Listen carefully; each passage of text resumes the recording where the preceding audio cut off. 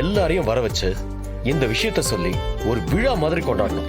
விழா எல்லாம் அப்புறம், முதல்ல மாயாவுக்கு உன் கையால ஸ்வீட் ஊட்டி விடு. இரு, நான் எடுத்துட்டு வரேன். தான் தங்கச்சிக்கு குழந்தை பிறக்க போதுன்னதும் எப்படி துள்ளி குதிக்கிறாரு.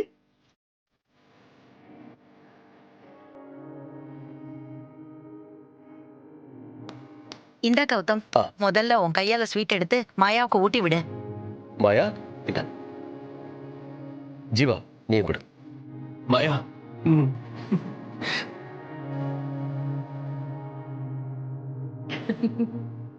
மாயா, நீ இந்த வீட்டுக்கு வந்தப்போ சின்ன குழந்தை, இன்னைக்கு உனக்கே ஒரு குழந்தை பிறக்க போகுது. I am so so so happy. Congratulations Jeeva. Thanks மாமா. இந்த விஷயத்தை கேட்டு நீங்க எவ்வளவு சந்தோஷப்படுறத பார்த்தா எனக்கு ரொம்ப ஆச்சரியமா இருக்கு. ஆபீஸ்ல எல்லாருக்கும் ஒரு மாசம் போனஸ் வேற கொடுக்கறீங்க. வேற லெவல் மாமா நீங்க. பின்ன இது என்ன சாதாரண விஷயமா?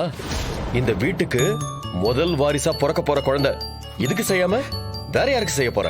மதுமிதா, உடனே மாயாவுக்கு காஷ்மீர்ல இருந்து குங்குமப்பூ வாங்கணும், ஆப்பிள் வாங்கணும்.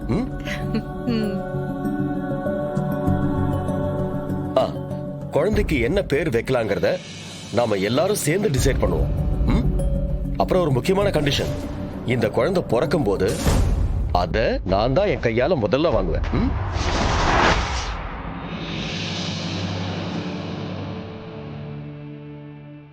அப்புறம் இப்பவே சென்னையிலேயே நம்பர் 1 ஸ்கூல்ல அட்மிஷன் வாங்கிடலாம். பெரிய பெரிய படிப்பெல்லாம் படிக்க வைக்கணும். இந்த உலகமே அந்த குழந்தைய அண்ணாந்து பார்க்கணும்.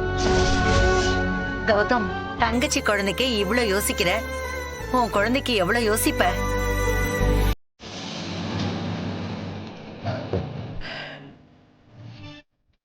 அக்கா, பாட்டி சொல்றது கரெக்ட் தான். மாமா என் குழந்தைக்கே இவ்வளவு பண்றாருன்னா உன் குழந்தைக்கெல்லாம் சொல்லவா வேணும்? அப்படியே தங்க தொட்டிலே தூங்க வைப்பாரு. பிளாட்டினம்லே ட்ரெஸ் தச்சு போடுவாருன்னு நினைக்கிறேன்.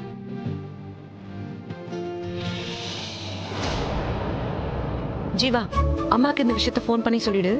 ஆமாக்கா, அம்மா இதை கேட்டா ரொம்ப சந்தோஷப்படுவாங்க. ஜீவா, நாளைக்கு நல்ல முகூர்த்த நாளா இருக்கு. 3 மாசத்துல பூ முடிக்கிறது நம்ம வழக்கம். நாளைக்கே நம்ம வீட்ல அதையும் பண்ணிடலாம். இதையும் சேர்த்து உங்க அம்மா கிட்ட சொல்லிடுப்பா. சரி பாட்டி, சொல்லிடுறேன்.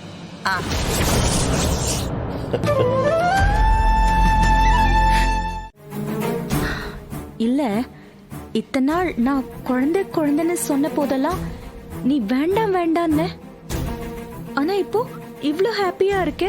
ஏய், ஹாப்பியா இல்லாம லூசா நீ? நான் அப்பாவாக போறேன். இது என்னோட குழந்தை. இதுக்கு யாராவது ஹாப்பி ஆகாம இருப்பாங்களா? அன்னைக்கு நான் குழந்தை பெத்துக்கலான்னு சொன்னப்போ கமிட்மெண்ட் அது இதுன்னு அளந்து விட்ட. இப்ப மட்டும் என்ன இப்படி பேசுற? அது அப்ப சொன்ன, நான் இல்லைன்னு சொல்லல. ஆனா குழந்தைங்கிறது நம்ம கையிலயா இருக்கு. நம்ம பிளான் பண்ணி ஓரளவு வாழலாம்.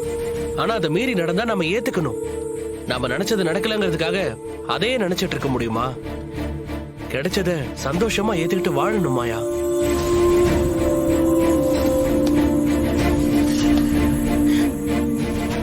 மாயா, எனக்கு எப்படி சொல்றதுன்னே தெரியல. நான் அவ்வளவு சந்தோஷமா இருக்கேன்.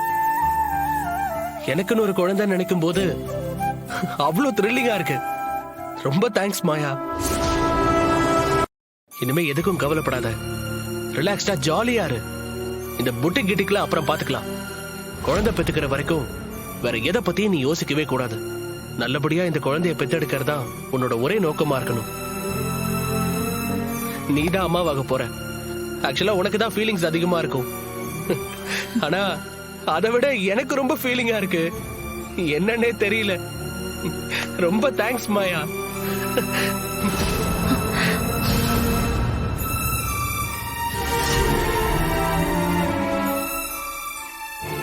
என்ன இவன் இப்படி அந்தர் பல்ட்டி அடிச்சு பேசுறா?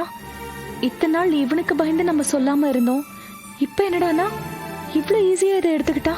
என்ன இது? ஒரு நிமிஷம் இரு, நான் இப்ப வந்துடுறேன்.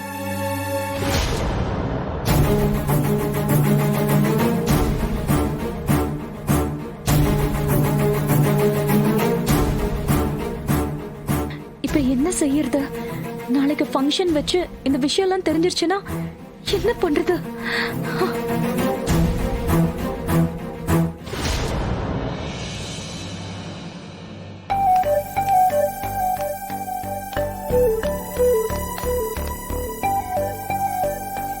ஏங்க உங்களுக்கு குடிக்க ஏதாவது எடுத்துட்டு வரவா? அது இருக்கட்டும், மாயாவுக்கு ஜூஸ் கொடுத்தீங்களா? மாயா ஏதாவது சாப்பிட்டாளா? அவ வயிறு நிறைய சாப்பிடறத பாத்தீங்களா? பிரெக்னெண்டா இருக்கிற பொண்ணுங்க ஹெல்த்தியா இருக்க என்னென்னமோ கொடுக்கணும்னு சொல்லுவாங்களே, அதெல்லாம் கேட்டீங்களா? ஏங்க இருங்க இருங்க, ரிலாக்ஸ். எல்லாமே கேட்டுட்டேன். நீங்க முதல்ல உட்காருங்க. உட்காருங்க. உட்காருங்க.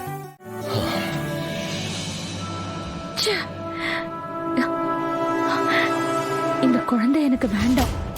இத ஜீவா கிட்ட சொல்லிதான் ஆகணும். கண்டிப்பா அதுக்கு ஜீவா ஒத்துப்பான்னு தான் நான் நினைக்கிறேன். ஒருவேளை ஜீவா ஒத்துக்கலைனாலும் நான் இந்த முடிவுல இருந்து மாற போறதா இல்ல.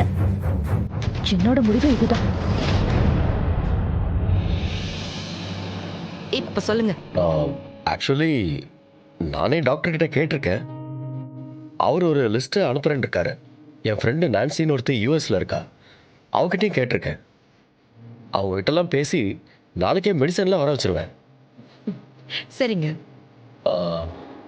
ஆமாம் மது, ப்ரெக்னெண்ட்டாக இருக்கும்போது இந்த பொண்ணுங்களுக்கு ஏதேதோ ஆசைலாம் வருமோவே, அதெல்லாம் என்னன்னு மாயா கிட்ட கேட்டிங்களா? இருங்க இருங்க இருங்க. உங்க தங்கச்சி கன்சீவ் ஆனதுல இருந்து நீங்க தரையிலே நிக்காம வானத்திலே பறந்துட்டு இருக்கீங்க. என்ன விஷயம்? பின்ன என் தங்கச்சி கன்சீவா இருக்கான்னா அது சின்ன விஷயமா? நான் எவ்வளவு சந்தோஷமா இருக்கேன் தெரியுமா? என்ன கௌதம், குழந்தைங்கன்னா உங்களுக்கு அவ்வளவு பிடிக்குமா? குழந்தைங்கன்னா பிடிக்குமாவா? நல்லா கேட்டீங்க போங்க. குழந்தைங்கன்னா எனக்கு ரொம்ப பிடிக்குங்க. அதுவும் மாயாவுக்கு குழந்தை பிறக்க போகுது. சொல்லவா வேணும்? உங்களுக்கு தெரியாது மதுமிதா, இந்த வீட்டுல ஒரு காலத்துல யாருமே கிடையாது. நான் மட்டும்தான். ரொம்ப தனிமையா இருக்கும். அப்பதான் சித்தி என் தம்பி தங்கச்சிங்களோட வீட்டுக்கு வந்தாங்க. அதுக்கப்புறம் இந்த குடும்பம் சொந்த பந்தம் எல்லாம் வர ஆரம்பிச்சது. இப்ப இந்த வீடு முழுக்க ஜனங்க. இப்ப பார்க்க வீடு எப்படி இருக்க பாத்தீங்கல்ல?